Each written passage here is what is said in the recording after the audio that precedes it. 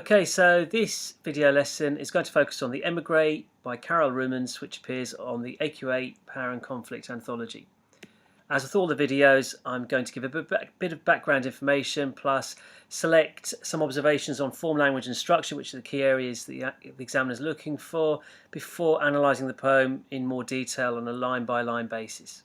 Alright, okay, so what's the poem about? Well, the meaning of the poem is slightly ambiguous. Now, I'm not sure what your teachers obviously will have explained to you in class about this poem, but so just bear with me while I explore alternative meanings, and if you're not happy with them, stick with what your teacher said. So, on the one hand, the speaker is fondly looking back at the place she came from, but has since left. There are suggestions that this place has been invaded, but she refuses to allow this to spoil her memories of the place.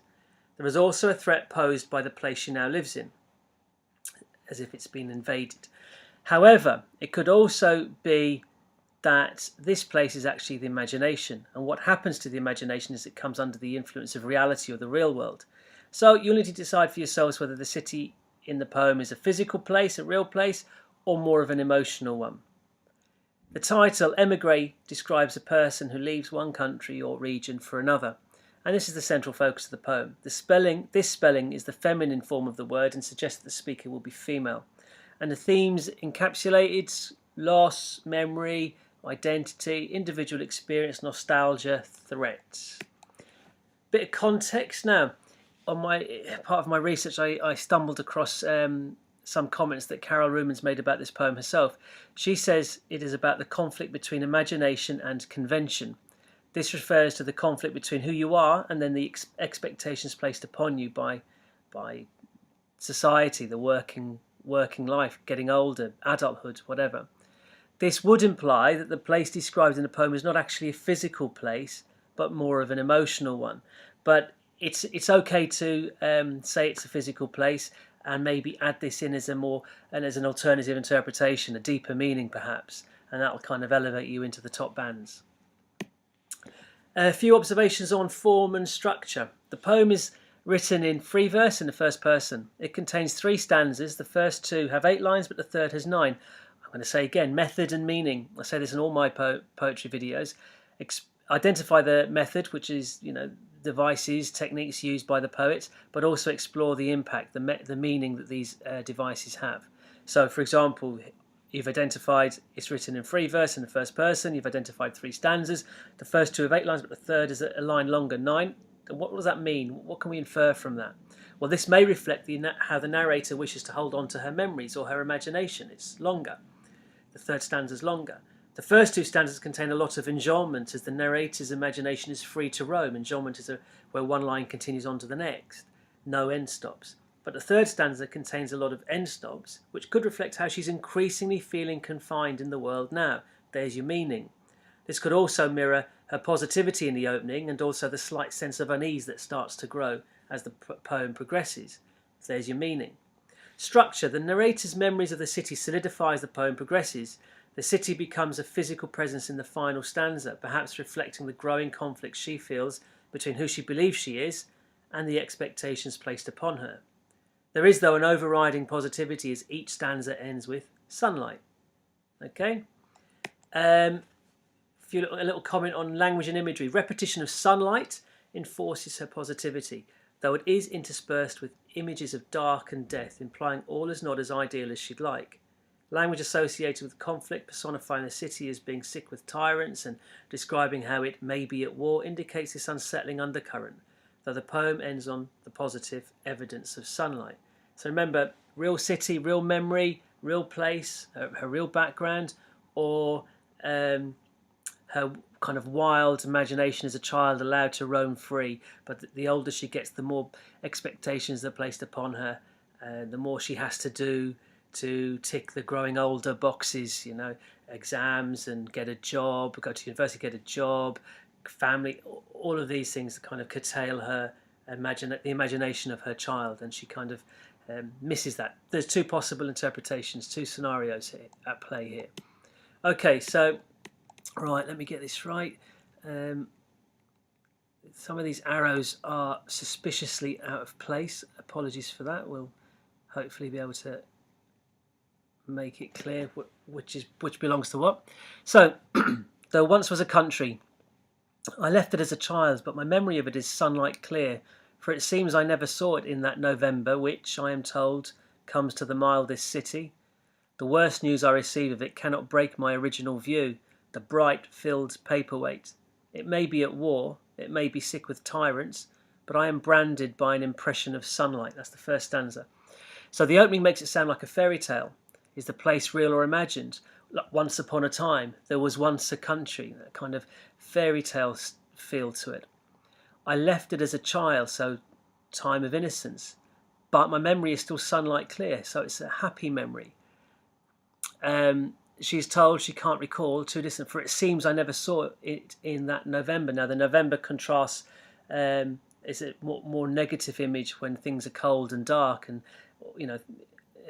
what does autumn do to summer? Well, everything in the summer that was lush and growing and full of life and vibrant dies in autumn, and it kind of a metaphor for her memory, her city. Up to you.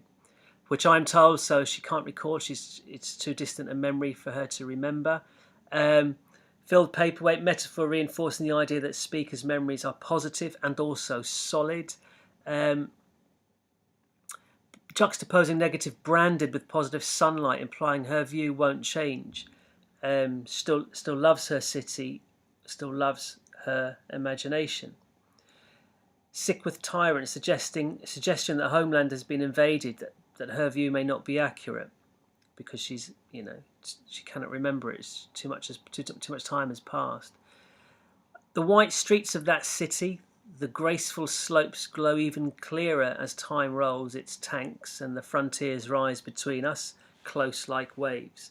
That child's vocabulary I carried here like a hollow doll opens and spills a grammar. Soon I shall have every coloured molecule of it. It may by now be a lie, banned by the state, but I can't get it off my tongue. It tastes of sunlight. So description makes the city or the memory the imagination of this child sound pure, glow even clearer.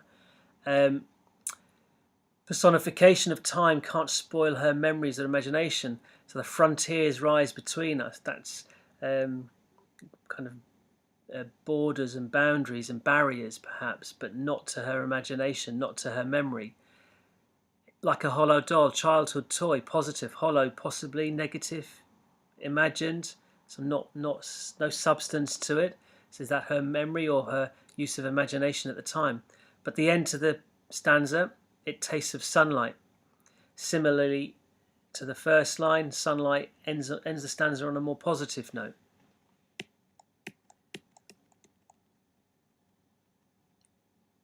Okay, and the last stanza. I have no passport. There's no way back at all, but my city comes to me in its own white plane. It lies down in front of me, docile as paper. I comb its hair and love its shining eyes. My city takes me dancing through the city of walls. They accuse me of absence, they circle me. They accuse me of being dark in their free city. My city hides behind me. They mutter death, and my shadow falls as evidence of sunlight. I have no passport, no way back. Repetition of no implies a hopeless mood. But, own white plane, a positive mood is restored as her memories bring the city back to life. Or she's maybe sad that she can no longer live in her imagination like she did as a child. But then the memory of her imagination as a child is a positive. I comb its hair and love its shining eyes. She's personifying the city, if it's real. Theme of light continues, sounds like she's playing with a toy, could imply childhood, childlike imagination that still lives with her today. Repetition of they and accuse implies a threat, but we don't know who they are. Is it the invaders to her the city of her childhood, or is it growing up, adult expectations of society? They mutter death, and my shadow falls as evidence of sunlight. So despite the threat of death, the poem still ends on a positive associated with sunlight. And that the threat of death might be the death of her imagination or the death of her city. That's ambiguous, it's open to your interpretation. But there's certainly two strands at work here.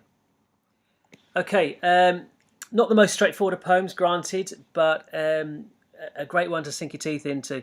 A summary of the main poetic devices used: free verse, first person, elongated stanza 3, end stops, enjambment, caesura, you should stick in there, personification, repetition, war imagery. Useful vocabulary to use when analysing: nostalgia, threat, confinement, identity, imagination, individual, invasion, band, positivity, unwavering, tyranny, helpless. And links to other poems on the AQA Anthology: The Power of Memory in Kamikaze, or Experience of Loss in Poppies, or Place in London. You should always compare poems based on the idea behind them. So not on how they, in terms of how they're formed, in terms of structure or sonnets and so on, or rhyme schemes, in terms of, but compare in terms of the idea they have behind them. Okay, that's plenty on this poem. Hope you found it useful, and check in for the others. Okay, bye now.